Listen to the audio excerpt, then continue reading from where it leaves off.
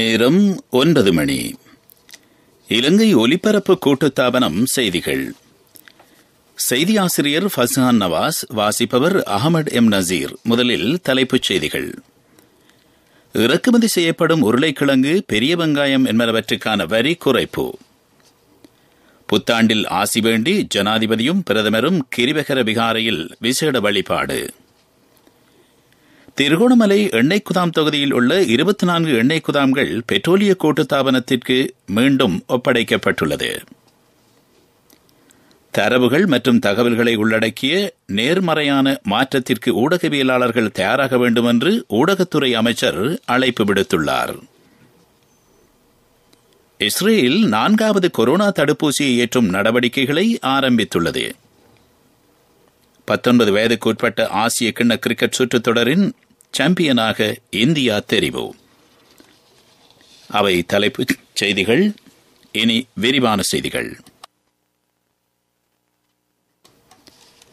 இன்று நள்ளிரவு முதல் அமலுக்கு வரும் வகையில் இறக்குமதி செய்யப்படும் உருளைக்கிழங்கு, பெரிய வெங்காயம் என்பனவற்றுக்கான இறக்குமதி வரி குறைக்கப்பட்டுள்ளது. இதற்கமைய 1 கிலோகிராமுக்கு அறவிடப்படுகின்ற வரி 30 ரூபாவினால் குறைக்கப்பட்டுள்ளது. இது தொடர்பான வர்த்தமானி அறிவித்தலும் வெளியிடப்பட்டுள்ளதாக அமைச்சு அறிவித்துள்ளது. மலரும் புத்தாண்டுக்காக ஆசி வேண்டி கதிர்காமம் புனித பிரதேசத்தில் இடம்பெற்ற சமய வழிபாட்டு நிகழ்வுகளில் ஜனாதிபதி கோட்டாபய ராஜபக்ச, பிரதமர் மஹிந்த ராஜபக்ச ஆகியோர் கலந்து கொண்டார்கள். கதிர்காமம் கிரிவகர விகாரைக்கு சென்ற ஜனாதிபதி, பிரதமர் ஆகியோருக்கு விகாராதிபதி சங்கைக்குரிய கொபபக தம்மித்த தேரர் ஆசீர்வாதம் வழங்கினார். வருட இறுதி நாளை முன்னிட்டு ஜனாதிபதி விகாரை வளாகத்தில் வெண்சந்தன மரக்கன்று ஒன்றையும் நாட்டி வைத்தார். நிகழ்வில் மகா சங்கத்தினர், அமைச்சர்கள் உட்பட பலரும் கலந்து கொண்டார்கள்.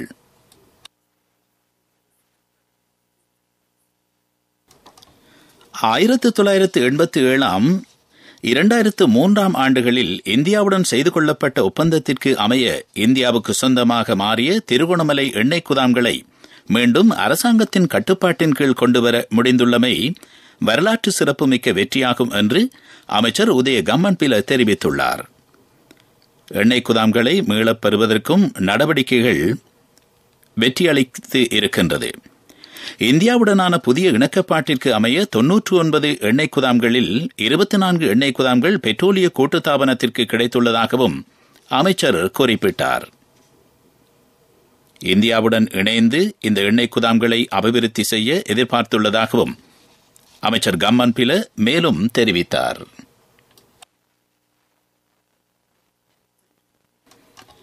தரவுகள் மற்றும் தகவல்களை உள்ளடக்கிய நேர்மறையான மாற்றத்திற்கு ஊடகவியலாளர்கள் தயாராக வேண்டும் என்று ஊடகத்துறை அமைச்சர் டலஸ் அலஹப்பெரும அழைப்பு விடுத்துள்ளார். தரமான படைப்பாற்றல் மிக்க அபிவிருத்தியுடன் கூடிய ஆளணி மூலதனம் நாடொன்றின் முன்னேற்றத்திற்கு அவசியமானதாகும். பாரம்பரிய ஊடகவியலாளர்கள் பணிகளை தாண்டிய தகவல் முகாமைத்துவத்தின் மீது கவனம் செலுத்தும் பொறுப்பு ஊடகவியலாளர்களை சாரும் என்றும் அமைச்சர் கூறினார். ரோனு பல்கலைக்கழகமும் தேசிய இளைஞர் சேவைகள் மன்றமும் இணைந்து ஒழுங்கு செய்திருந்த ஊடக கற்கைகளை பூர்த்தி செய்த மாணவர்களுக்கு சான்றிதழ் வழங்கும் நிகழ்வில் அமைச்சர் உரையாற்றினார். இதேவேளை ஊடகத்துறை அமைச்சின் செயலாளர் ஜகத் பி விஜய் வீரவின் பிரியாவிடை நிகழ்வும் அமைச்சர் தலைமையில் இன்று இடம்பெற்றது. அரசாங்கத்தின் அபிவிருத்தி செயல்பாடுகளுக்கும் ஊடகத்துறை அமைச்சிற்கும் ஜகத் பி விஜய் வீர வழங்கிய சேவைகளை அமைச்சர் நன்றியுடன் நினைவு கூர்ந்தார். இவர் இலங்கையின் சிரேஷ்ட நிர்வாக சேவை அதிகாரியாவார் என்பதும் குறிப்பிடத்தக்கது. நீங்கள் கேட்டுக்கொண்டிருப்பது இலங்கை ஒலிபரப்பு கூட்டுத்தாபனத்தின் செய்திகள்.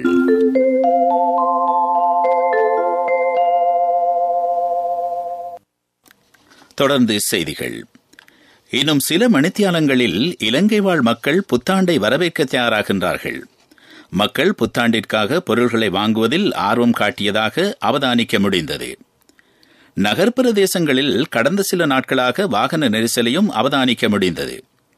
2022 ஆண்டை வரவேற்க முதல் நாடாக பசிபிக் சமுத்திரத்தின் தீவான கிரிபாட்டி இடம்பெற்றிருக்கின்றது. 2022 ஆண்டை வரவேற்கும் கடைசி நாடாக அமெரிக்காவுக்கு சொந்தமான ஹவாய் தீவுகளுக்கு அருகில் அமைந்துள்ள பேக்கர் தீவுகளும் ஹவுலண்ட் தீவுகளும் இடம்பிடித்திருக்கின்றமை குறிப்பிடத்தக்கது. வாக்காளர் இடாப்பில் தமது பெயர் இடம்பெற்றிருக்காவிட்டால் ஜனவரி மாதம் 3ஆம் தேதிக்கு முன்னர் கிராம உத்தியோகத்தருக்கு அறிவிக்குமாறு தேர்தல்கள் ஆணைக்குழு மக்களுக்கு அறிவுறுத்தல் வழங்கியுள்ளது. மாவட்ட தேர்தல் அலுவலகத்திற்கும் இதுபற்றி அறிவிக்கலாம். இந்த வருடத்திற்கான வாக்காளர் இடாப்பு ஜனவரி மாதம் 7ஆம் தேதி உறுதிப்படுத்தப்பட உள்ளது. தேர்தல்கள் ஆணைக்குழுவின் உத்தியோகபூர்வ இணையதளத்திற்குள் பிரவேசிப்பதன் மூலமும் இது தொடர்பான விவரங்களை அறிந்து கொள்ள முடியும் என்று தேர்தல்கள் ஆணைக்குழு அறிவித்துள்ளது. தொடர்வது பிரதான செய்திகள். பிரதான செய்தி வழங்குவோர் ஒவ்வொரு வீட்டிலும் இருக்க வேண்டிய வீட்டு வைத்தியர் சித்தாலேப. சகல பல்கலைக்கழக மாணவர்களையும் மீண்டும் பல்கலைக்கழகங்களுக்கு அழைக்க பல்கலைக்கழக மானியங்கள் ஆணைக்குழு தீர்மானித்துள்ளது. இதற்கமைய முதல் கட்டமாக 50% மாணவர்கள் அழைக்கப்படவிருக்கின்றார்கள். இது தொடர்பாக ஆணைக்குழுவின் தலைவர் பேராசிரியர் சம்பத் அமரதுங்க எமது நிலையத்திற்கு தெரிவித்தார்.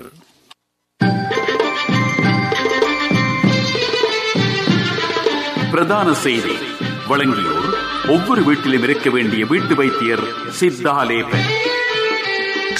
உங்கள் கவனத்திற்கு கிண்ணியா பிரதேச சபைக்கு உட்பட்ட கச்சக்கொடி தீவு உப்புவயல் வீதியில் அமைந்துள்ள பாலம் சேதமடைந்துள்ளதாக பிரதேசவாசிகள் கவலை வெளியிட்டுள்ளார்கள்.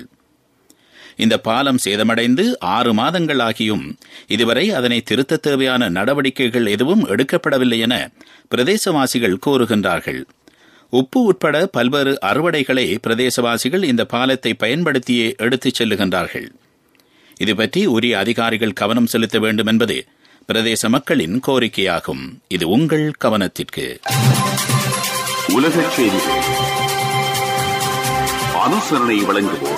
சிஐபி ஜனஜய வாசனாவுடன் நத்தார் மற்றும் புதுவருட மலிவு விற்பனை ஆரம்பமாகிவிட்டது. டிசம்பர் மாதம் முழுவதும் உங்கள் பற்றுச்சீட்டுகளுக்கு பெறுமதி மிக்க பரிசுகள், பரிசு வவுச்சர்கள் மற்றும் வங்கி அட்டைகளுக்கு 20% வரை கழிவு. இன்றே சிஐபிக்கு வாருங்கள். கொரோனா வைரஸ் பரவலுக்கு மத்தியில் உலக நாடுகள் புத்தாண்டை வரவேற்க தயாராகின்றன. சில நாடுகள் புத்தாண்டை கோலாகலமான முறையில் வரவேற்பதோடு மேலும் சில நாடுகள் இன்னும் சில மணித்தியாலங்களில் புத்தாண்டை வரவேற்க தயாராகியுள்ளன. ஐரோப்பாவின் பல்வேறு பகுதிகளிலும் தற்சமயம் ஒமிக்ரோன் வைரஸ் பரவலை கட்டுப்படுத்துவதற்கான நடைமுறைகள் அமுலாகின்றன. இதேவேளை இஸ்ரேல் அரசாங்கம் 4வது கொரோனா தடுப்பூசியை ஏற்றும் நடவடிக்கைகளை ஆரம்பித்திருக்கின்றது. பூஸ்டர் தடுப்பூசியுடன் நின்றுவிடாது 4வது தடுப்பூசியை நாட்டு மக்களுக்கு ஏற்றும் முதலாவது நாடு இஸ்ரேல் ஆகும். இஸ்ரேல் தலைநகர் டெல் அவிவில் உள்ள வைத்தியசாலையில் சிகிச்சை பெற்று வரும் இருதய மற்றும் சத்திர சிகிச்சைகளுக்கு உட்படுத்தப்பட்டவர்களுக்கு முதலில் 4வது கொரோனா தடுப்பூசி ஏற்றப்பட்டதாக பிபிசி உலக சேவை செய்தி வெளியிட்டுள்ளது. உலகச் செய்திகள் அனுசரணை வழங்குவோம். சிஐபி ஜனஜய வாசனாவுடன் நத்தார் மற்றும் புதுவருட மலிவு விற்பனை ஆரம்பமாகிவிட்டது. டிசம்பர் மாதம் முழுவதும் உங்கள் பற்றுச்சீட்டுகளுக்கு பெறுமதி மிக்க பரிசுகள், பரிசு வவுச்சர்கள் மற்றும் வங்கி அட்டைகளுக்கு 20% வரை கழிவு. இன்றே சிஐபிக்கு வாருங்கள். அபிவிருத்தி செய்திகள். தென்னையிலிருந்து பயன்பெறுவோம், நாட்டை வெற்றியடை செய்வோம். உதவிக்கு தொடர்பு கொள்ள 1928 வாட்ஸ்அப் 07004001928. தேசிய தெங்கு உற்பத்தி சம்பந்தமான விழிப்பை ஏற்படுத்துவோம். சபரகமு மாகாண அபிவிருத்தி மற்றும் நிர்மாண இயந்திர உபகரண அதிகார சபை சகல வசதிகளுடனும் அபிவிருத்தி செய்யப்பட்டுள்ளது. அதிகார சபையின் 10வது நிறைவாண்டை முன்னிட்டு இந்த அபிவிருத்தி பணிகள் மேற்கொள்ளப்பட்டுள்ளன. செலவிடப்பட்ட தொகை 1,80,00,000 ரூபாவாகும். அபிவிருத்தி செய்யப்பட்ட அதிகார சபை கட்டிட தொகுதியினை திறந்து வைக்கும் நிகழ்வும் சபரகமுவ மாகாண ஆளுநர் டிகிரி கொப்பே கடுவ தலைமையில் இடம்பெற்றமை குறிப்பிடத்தக்கது. தோட்டத்தில் இருக்கும் தென்னை மரம் என்பது உங்களுக்கு மேலதிக வருமானத்தை பெற்றுத்தரும் சிறந்த வழியாகும். தேங்காய் பூ, சிரட்டை, மட்டை ஆகியவற்றிலிருந்து இல்லாமல் முழு தென்னை மரத்திலிருந்துமே சரியான பிரயோசனம் பெற்று உங்கள் கைகளுக்கு மேலதிக வருமானத்தை பெறுவதுடன் தேசிய பொருளாதாரத்துக்கு உதவுவதற்கு இதோ உங்களுக்கான சந்தர்ப்பம். உற்பத்தியை பெருக்கிக் கொள்ளுங்கள், வீண் விரயத்தை குறைத்துக் கொள்ளுங்கள், பிரச்சனைகளை தவிர்த்துக் கொள்ளுங்கள். தென்னை உற்பத்தியை செழிப்பாக்குவதற்கு பின்பற்ற வேண்டியவை சம்பந்தமாக இன்னும் அதிகமாக தொழில்நுட்ப ஆலோசனைகளை பெற்றுத்தர தென்னை ஆராய்ச்சி நிறுவனம் ஆயத்தமாக உள்ளது. உதவிக்கு தொடர்பு கொள்ள 1928 வாட்ஸ்அப் 07004001928. விளையாட்டுச் செய்திகள். 19 வயதுக்குட்பட்ட ஆசிய கிண்ணத்திற்கான கிரிக்கெட் சுற்றுத் தொடரில் இலங்கை அணியினை தோற்கடித்து 19 வயதுக்குட்பட்ட இந்திய கிரிக்கெட் அணி 9 விக்கெட்டுகளினால் வெற்றியீட்டியுள்ளது. முதலில் துடுப்படுத்தாடிய 19 வயதுக்குட்பட்ட இலங்கை அணி 9 விக்கெட்டுகளை இழந்து 106 ஓட்டங்களை எடுத்திருந்தது.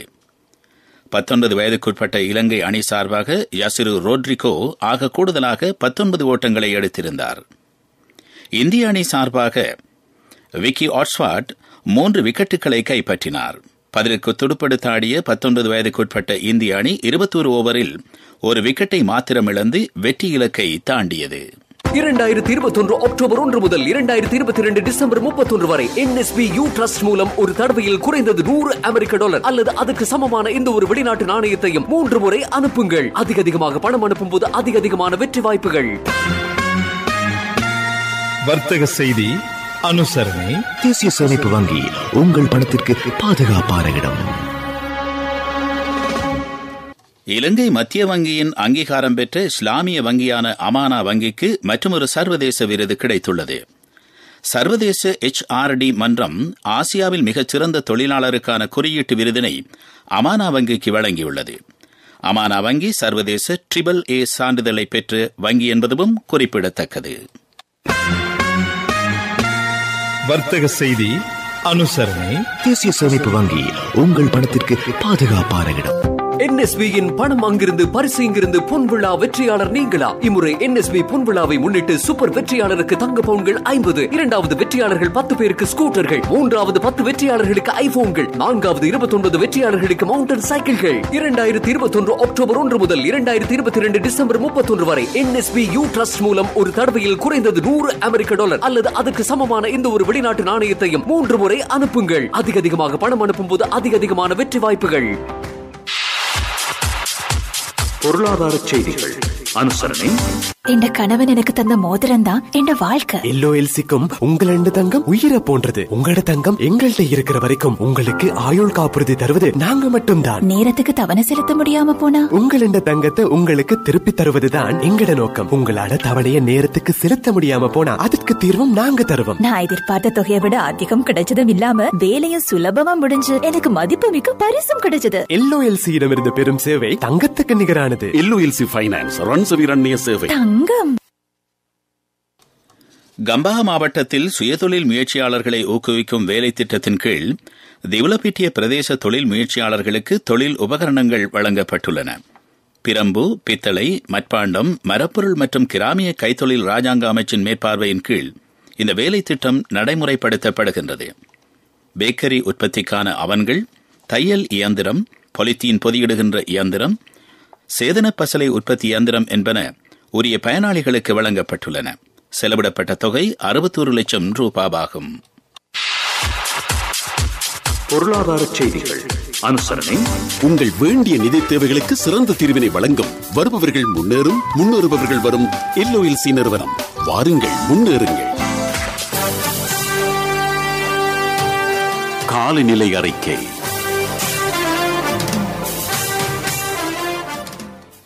மேல் சப்ரகமுவ வடமேல் மாகாணங்களிலும் கண்டி, காலி, மாத்தறை மாவட்டங்களிலும் நாளை மாலை வேளையில் அல்லது இரவு நேரத்தில் இடியுடன் கூடிய மழை பெய்யும் சாத்தியம் காணப்படுவதாக வளிமண்டலவியல் திணைக்களம் அறிவித்துள்ளது. வடக்கு, கிழக்கு, சப்ரகமுவ, மத்திய மாகாணங்களில் 50 மில்லிமீட்டர்களுக்கும் அதிகமான மழை பெய்யலாம்.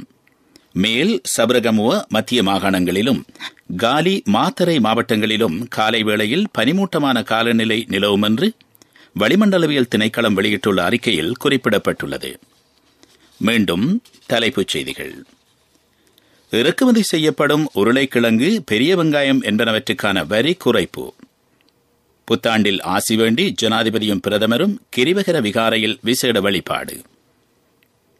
திருகோணமலை எண்ணெய் குதாம் தொகுதியில் உள்ள 24 எண்ணெய் குதாம்கள் பெட்ரோலிய கூட்டுத்தாபனத்திடம் மீண்டும் ஒப்படைக்கப்பட்டுள்ளது.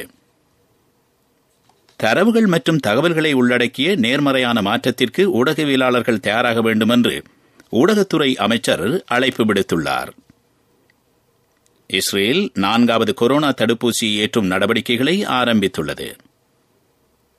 19 வயதுக்கு உட்பட்ட ஆசிய கிண்ண கிரிக்கெட் சுற்றுத் தொடரின் சாம்பியனாக இந்தியா தெரிவு. எமது செய்திகளை www.newslbc.lk என்ற இணையதளத்திலும் பார்வையிடலாம். செய்தி அறிக்கைகளை SLBC நியூஸ் என்ற யூடியூப் வலைத்தளத்தில் செவிமடுக்கலாம்.